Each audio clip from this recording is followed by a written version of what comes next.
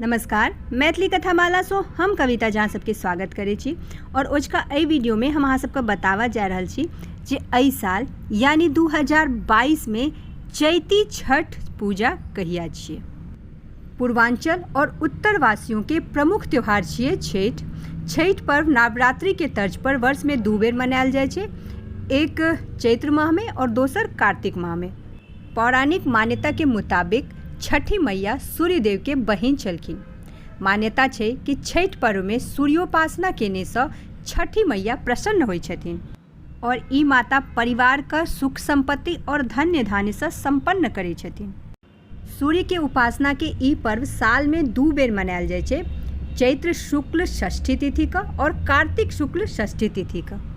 हालांकि कार्तिक शुक्ल षष्ठी तिथि का मनाबे वाला छठ पर्व प्रमुख छठ पर्व छिए, मुदा चैतियो छठ के विशेष महत्व मानल गेले हैं।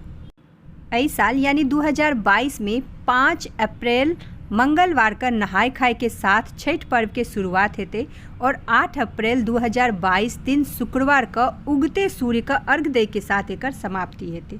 तो एहि अनुसार 5 अप्रैल 2022 दिन मंगलवार छिए नहाय खाए, 6 अप्रैल 2022 दिन बुधवार छिए खरना, 7 अप्रैल 2022 दिन गुरुवार छिए डूबते सूर्य के अर्घ यानी कि सोझका अर्घ और 8 अप्रैल 2022 दिन शुक्रवार छिए उगते सूर्य के अर्घ यानी कि भोर का अर्घ।